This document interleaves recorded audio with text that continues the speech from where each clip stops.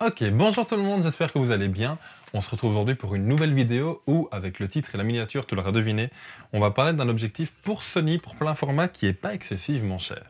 Je te présente aujourd'hui le Sony 28-70 mm, c'est pas du tout une nouvelle optique, elle est même assez vieille mine de rien, mais c'est une optique que j'ai envie de vous présenter parce que je la trouve énormément en occasion, que ce soit sur Facebook ou même des sites du style Deuxième Main en Belgique ou Le Bon Coin en France, aux alentours de 100, 120, 150 euros. Je vous explique pourquoi après est-ce qu'on la trouve à ce prix-là. Mais du coup, je me suis dit, est-ce que pour ce prix en occasion, est-ce que ça vaut le coup de l'acheter? Est-ce que c'est un bon objectif? Et du coup, c'est ce qu'on va tester aujourd'hui. Je vous explique pourquoi est-ce qu'on le trouve à ce prix-là, tout simplement parce que c'est une optique de kit. C'est-à-dire que lorsqu'on achète un appareil, du style le Sony A7 III, qui est assez populaire maintenant, le Sony A7R III, et certainement ceux avant, j'ai pas fait mes recherches jusque-là, c'est une optique qu'on avait avec les appareils. Or, quand les appareils sortent au tout début, surtout chez Sony ces dernières années, ça a été des appareils sur lesquels tout le monde a sauté dessus.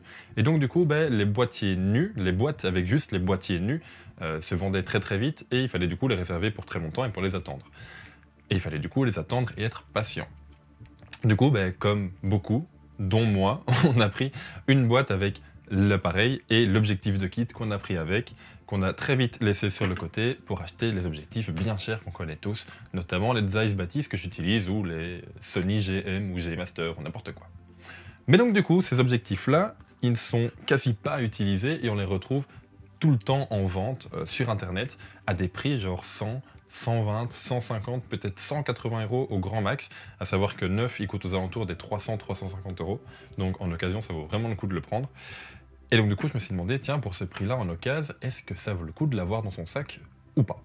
Cet épisode se déroulera en 3 parties. Première partie, là maintenant tout de suite, qui va aller assez vite. Je te parle un petit peu de l'objectif au niveau de son aspect physique, de sa prise en main. Ensuite, j'en fais un test photo et puis un test en vidéo. Tous les timers sont là. La prise en main, je ne vais pas te le mettre de timer, c'est dans 3 secondes. La photo se trouve là et la vidéo se trouve là. Voilà, si tu as la flemme d'attendre, les timecodes sont juste ici. Voilà, je compte jusqu'à 3 et on commence la prise en main. 1, 3. La prise en main, c'est un objectif qui est genre hyper plastique. Franchement, quand je l'ai sorti de la boîte avec l'appareil, je me suis dit c'est quoi ce jouet totalement. Tu sens le fait que ce soit un objectif de kit, un objectif qui n'est pas fait pour... qui n'est pas un ressenti professionnel, quoi. Tu sens qu'il est déjà tout léger. Alors du coup, c'est un super bon avantage, mais c'est généralement un gage de qualité quand ils sont un peu plus lourds. Tandis que là, il est vraiment tout léger. Son aspect est vraiment très très très plastique, je trouve. Il a assez jouet, j'ai pas d'autre mot que ça. Même le revêtement fait très jouet, très plastique, limite bas de gamme.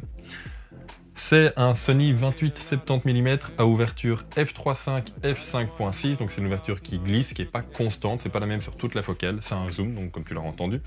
Il est stabilisé, il a le Optical Steady Shot qui est juste là, voilà, c'est mis là quelque part.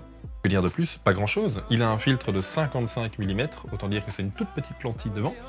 Il fait la mise au point assez rapprochée, assez proche mine de rien. C'est aussi une mise au point rapprochée qui est un peu glissante. Hein. À 28 mm, il fait la mise au point à 30 cm et à 70 mm, il fait la mise au point à 45 cm. Bref, c'est un objectif qui est vraiment tout léger. Alors par contre, j'ai pas son poids, donc je te le mettrai là, quelque part. Ting. J'ai oublié de faire mes devoirs avant de commencer cet épisode. C'est un objectif, un zoom, qui n'est pas interne, c'est-à-dire que quand tu fais le zoom, tu le vois bouger. Voilà, pas énormément, mais il bouge un peu. Il a 2 bagues, une bague de mise au point qui est la plus petite, ici au-dessus, et une bague de zoom qui est la plus grosse, qui est en dessous. Alors fatalement, moi, vu que je ne l'avais jamais utilisée avant aujourd'hui, la bague de zoom est un peu plus dure que d'habitude. Elle est même très dure, je trouve, mais bon, voilà. Je mets ça sur le fait que je ne l'ai jamais utilisée. J'ai mon Sony A7 III depuis mai 2018. J'ai donc fatalement le 28-70 depuis mai 2018 et il avait sincèrement un capuchon rempli de poussière tellement je l'ai laissé sur mon armoire et que je ne l'ai jamais utilisé. Niveau prise en main, on va s'arrêter là, il n'y a pas grand chose d'autre à dire. Il n'y a pas de commutateur autofocus, manuel focus, il n'y a pas de commutateur d'interrupteur pour enlever la stabilisation. C'est un objectif qui est vraiment tout simple, tu n'as pas de fenêtre avec la distance de mise au point, c'est vraiment un truc tout simple. Donc voilà, il fait très plastique, hein. Prise en main, je lui mets genre un 3 sur 10, parce qu'il est léger, c'est pour ça qu'il a 3 points, mais sinon il n'en aurait aucun. Bref, c'est parti maintenant pour le test photo et vidéo où on va aller un peu dehors. On se retrouvera juste ici en studio pour que je vous donne mon ressenti par rapport aux photos que j'aurai développées.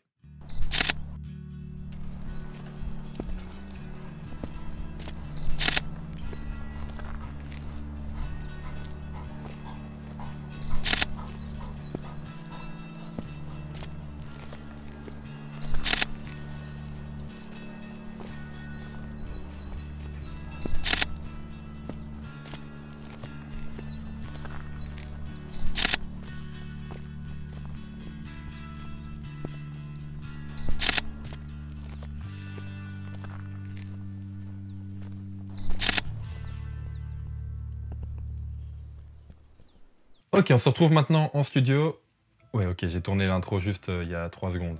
Parce qu'en fait, je l'avais déjà faite avant, mais je la trouvais mauvaise, du coup, je l'ai retournée. Bref, pour te parler un petit peu donc des photos que j'ai déjà regardées sur mon PC, qui s'affichent du coup, que tu auras déjà vu et que je vais réafficher ici, pour moi, c'est clairement un bon objectif. Alors, c'est pas un excellent ni un très bon, mais n'oubliez pas qu'il coûte 100-120 € en occasion, qu'on peut en trouver. On peut en trouver pas mal à ce prix-là. Pour ce prix-là, je trouve que c'est un très bon objectif à avoir dans son sac. Il a un très bon autofocus, tant en photo qu'en vidéo. Il a un tout petit peu de vignettage, surtout quand tu ouvres à 28 mm, quand tu prends la focale la plus large et que tu ouvres à f3.5, à pleine ouverture. Là, il a pas mal de vignettage quand même. Niveau aberration chromatique, c'est pas le meilleur, donc il a des petits liserés un peu mauve, un peu vert comme ça sur les bords, quand tu as de la lumière qui frappe en arrière. En parlant de la lumière, il est... Alors moi j'aime bien, mais il a un peu de flair quand même. Dès que tu as le soleil qui rentre dans ton cadre, tu as des taches lumineuses qui apparaissent sur certaines photos. Alors, finalement, sur les photos que j'ai faites, ça l'a encore.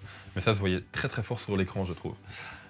Mais bon, on aime ou on n'aime pas, moi personnellement ça me dérange pas. Niveau piqué, alors j'ai beaucoup de mal parce qu'en fait je me suis rendu compte que depuis que je suis passé au plein format il y a 3 ans, j'ai toujours eu des objectifs assez pro. J'ai eu toujours les 2.8 de chez Nikon, la série L chez Canon, j'ai les Zeiss chez Sony. Donc fatalement son piqué je le trouve assez mauvais. Mais ça se rattrape en post-prod en ajoutant un peu de netteté, etc. Et puis d'un côté, si jamais tu sais pas ce que c'est que le piqué, c'est l'impression de netteté de l'image. Que tu trouves ça net ou pas du tout, voilà. Moi je trouve que même quand on fait une bonne mise au point, je trouve pas ça très très net. Je trouve ça un peu mou, un peu... pas flou, hein, mais un peu mou comme image, un peu... voilà. Donc niveau piqué de l'image, c'est pas top top. Mais bon, ça reste un objectif que tu peux choper à 120 balles sur le bon coin ou deuxième main ou quoi, donc ça doit valoir le coup. Est-ce que je te le conseille pour de la photo? Oui, clairement pour son prix, je te le conseille. C'est un super beau range focal. 28-70 mm, tu couvres tout avec ça. Ça va du grand angle jusqu'à un tout petit téléobjectif. Et l'avantage, c'est que vu qu'il coûte pas cher, tu vas moins stresser de le péter, tout simplement.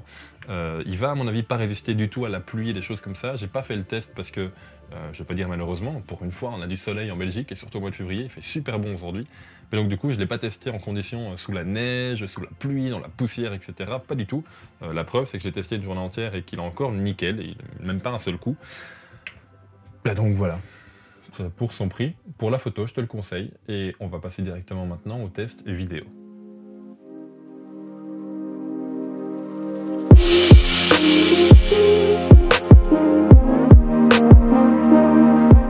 Niveau vidéo, franchement, il est super bon cet objectif. L'autofocus est vachement fiable. Il n'est pas très rapide par contre, mais il se trompe pas, il patine pas. Du coup, je préfère un autofocus comme celui-là qui va pas hyper vite, mais qui du coup rate pas sa cible. Du peu que j'ai utilisé, évidemment, ça fait jamais que 2-3 heures que je suis en test avec. Après, pour le reste, il est hyper silencieux. En tout cas, je n'entends pas du tout. La stabilisation est hyper bonne. Alors évidemment, vu que c'est un zoom, je vous conseille de filmer, même si c'est un objectif fixe, de filmer avec le plus grand angle possible de façon à réduire les vibrations. Par exemple, là, je filme au 28 mm. Là, je filme au 70 mm, toujours avec le même objectif, mais en zoomant du coup. Et vous voyez que sur les bords de l'image, il y a beaucoup plus de vibrations du fait que l'image soit plus zoomée. C'est tout simplement ça. Ça n'a rien à voir avec l'objectif en lui-même, c'est ça avec tous les objectifs au monde. Si vous filmez à main levée, prévoyez une plus grande focale. Pour le reste, franchement, j'ai pas grand-chose à dire. Cet objectif est plutôt très très bon pour son prix. Je suis assez impressionné. De nouveau, comme en photo, l'ouverture est pas top. f3.5, f5.6, c'est pas génial. Donc niveau flou d'arrière-plan, t'en auras un petit peu, mais pas un truc hyper artistique, hyper habitué à ce que tu as à voir à mon avis sur la chaîne ici. Mais franchement, ça vaut le coup. Comme je te l'ai dit donc, bonne plage focale, bonne stabilisation, l'autofocus est vraiment sympa et en plus il est silencieux. Ouverture bof, mais en pleine journée ça passe. Et surtout c'est un objectif pour Sony. Alors chez Sony il n'y a pas trop de problème niveau ISO. Du coup augmente un peu et puis ça compense l'ouverture qui est pas top. Du moins pour la luminosité, évidemment ça compense pas pour le flou. Et voilà, j'espère que tu auras aimé ce petit test du Sony 28-70 mm. Petit test assez rapide et pas du tout scientifique. T'as l'habitude si t'es sur la chaîne. Je suis pas du tout le genre de gars à photographier des mires et des murs pour voir les déformations, etc. Mais soit. J'espère que tu auras aimé cette vidéo. Si c'est le cas, n'hésite pas à commenter, partager, t'abonner, à mettre un j'aime, n'importe quoi. Quant à nous, on se retrouve mercredi prochain, 18 h, pour une prochaine vidéo. D'ici là, prends soin de toi et à la prochaine. Ciao!